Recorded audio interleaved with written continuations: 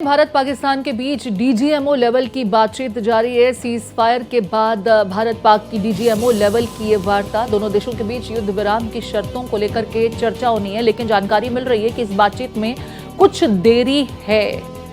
तो देखिए, विलंब से ये चर्चा शुरू होगी, ये वार्ता शुरू होगी, ऐसी जानकारी मिल रही है। भारत पाकिस्तान के बीच डीजीएमओ स्तर की वार्ता होनी है आज, जिसमें युद्ध विराम की शर्तों पर चर्चा की जाएगी। लेकिन एक जानकारी मिल रही है कि कुछ डिले है, कुछ विलंब है इस वार्ता में। भारत की तरफ से देखिए, यहाँ पर पाकिस्तान को स्पष्टता के साथ पहले ही कहा जा चुका है कि मिलिट्री ऑपरेशंस के अलावा इस वार्ता में और किसी विषय को शामिल नहीं किया जाएगा। आज कुछ देर पहले प्रधानमंत्री नरेंद्र मोदी के आवास पर तीनों ही सेना प्रमुख और सीडीएस अनिल चौहान के अलावा रक्षा मंत्री राजनाथ सिंह की मौजूदगी रही, और मुमकिन है कि इस बैठक में क्या कुछ डीजीएमओ की इस वार्ता के दरमियान भारत की तरफ से पाकिस्तान को कम्युनिकेट किया जाएगा, उसको लेकर के कुछ स्ट्रैटेजी पर बातचीत हुई होगी और कम्युनिकेट किया गया होगा डीजीएमओ को कि क्या कुछ विषय हैं जिन पर भारत सिर्फ पाकिस्तान के साथ बातचीत करेगा, क्योंकि आतंकवाद को लेकर पाकिस्तान पर भरोसा नहीं किया जा सकता। और भारत ने ये स्पष्टता के साथ कहा है कि अगर पाकिस्तान की ज़मीन से आतंकवाद को पालने पोसने का काम किया जाता रहेगा, प्रायोजित किया जाता रहेगा, तो भारत पाकिस्तान के साथ किसी भी तरह का न तो संवाद करेगा और आगे फिर फर्दर कोई एक्शन लेने के लिए भारत स्वतंत्र है। Any act of terrorism will be considered as an act of war. मेरे साथ कृष्ण मोहन शर्मा जुड़ गए हैं, कृष्ण मोहन का रुख कर रही हूँ। Krishna Mohan, editor national affairs Bharat express, आपसे समझना चाहेंगे, डीजीएमओ स्तर की वार्ता शुरू होनी थी, 12 बजे का समय बताया जा रहा था, लेकिन कुछ जानकारी मिल रही है कि इस वार्ता में अभी कुछ विलंब है। देखिए, वार्ता में विलंब इसलिए है क्योंकि सरकार ने कुछ नीतिगत फैसले किए हैं, वो उनको बताया जाना है, क्योंकि निगोशिएशन का जो लेवल है वो डीजीएमओ है, क्योंकि सरकार के लेवल पर कोई बातचीत हो नहीं रही है। तो ऐसे में जो सरकार ने 2-3 चीजें क्लियर की हैं, जो सूत्र बता रहे हैं कि सिंधु वाटर जो हमारा इंडस वाटर ट्रीटी है वो सस्पेंड है, वो सस्पेंड ही रहेगा जी। उसके बाद बहुत सारे जो आपके एम्बेसी के लेवल पे फैसले किए गए थे, एम्बेसी के लेवल पे फैसले जो सस्पेंडेड है वो सस्पेंडेड रहेंगे, उसमें कोई सुधार नहीं होगी। तो ऐसे में डीजीएमओ को ये फैसला उनको बताना है कि सरकार ने हमारा ये निर्णय लिया है कि आप जिस तरीके से सीज फायर का उल्लंघन आपने किया, जिस तरीके से लोगों को परेशान कर रहे हैं, उस स्थिति में बातचीत संभव नहीं है। संभव तभी बातचीत होगी जब आप उधर से कॉन्क्रीट कुछ सरकार की तरफ से लेके आएंगे। तो इसको लेकर ऐसा माना जा रहा है कि जो 2:30 बजे के करीब ब्रीफिंग होने वाली थी, वो थोड़ा सा विलंब होगा। ऐसा नहीं है कि ज्यादा विलंब होगा, क्योंकि मेरी पीएमओ में एक अधिकारी से बातचीत हुई, उन्होंने कहा कि अभी तक 2:30 ही स्टैंड कर रहा है, अगर विलंब होगा तो थोड़ा बहुत विलंब होगा, बहुत ज्यादा विलंब नहीं होगा। ठीक है, यहाँ पर कृष्ण मोहन, आपने जैसा कि स्पष्ट किया और जो सूत्र भी बता रहे हैं आपके कि किसी भी तरह की डिप्लोमेटिक बातचीत पाकिस्तान के साथ, किसी भी तरह का डिप्लोमेटिक रिलेशन जारी नहीं रहेगा, ये 2 टूक कह दिया गया है और सिर्फ मिलिट्री ऑपरेशंस को लेकर के इस डीजीएमओ वार्ता में बातचीत होने वाली है। यानी कि सीज फायर किन शर्तों पर रहेगा।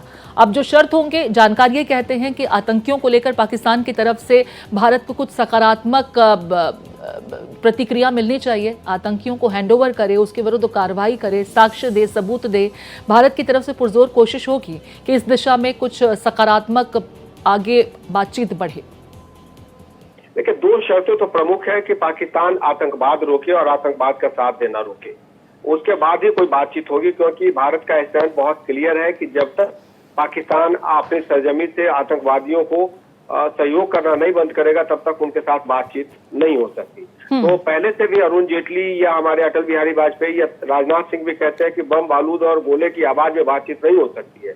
तो भारत का स्टैंड आज भी वही क्लियर है और डीजीएमओ उनको स्पष्ट शब्द में ये बताएंगे कि ऐसी स्थिति में हमने आप पर रहम किया है, आप हमें ये बताइए कि आगे आप किस तरीके से आतंकवाद को कंटेन करेंगे। क्योंकि एक चीज बताना पूरे देश को बहुत जरूरी है कि हमारे जितने वॉरशिप है या जितने हमारे आर्टिलरीज है या एयर स्पेस में जो हमारी तैनाती है वो यथावत है, कोई पीछे नहीं हटा है।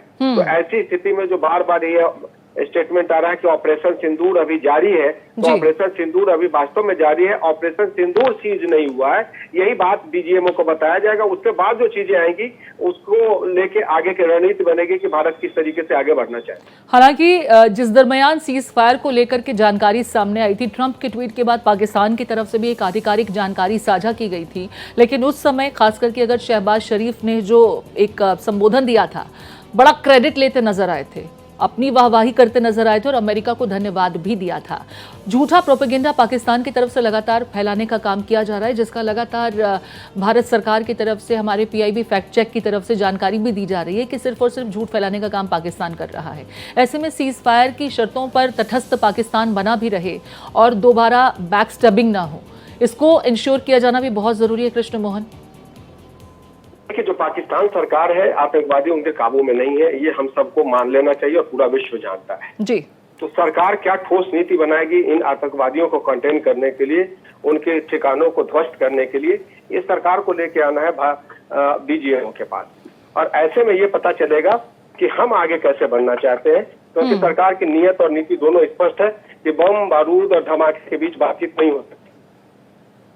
बिल्कुल ठीक कह रहे हैं आप, बम और बारूद के बीच बातचीत मुमकिन नहीं है। और प्रधानमंत्री नरेंद्र मोदी ने दो टूक कहा है, आप गोली देंगे तो हम गोले से जवाब देंगे। पाकिस्तान को ये तो समझ आ चुका है कि उसकी औकात क्या है। सीज फायर के लिए पाकिस्तान ही अमेरिका के पास गया और गिड़गिड़ाने लगा।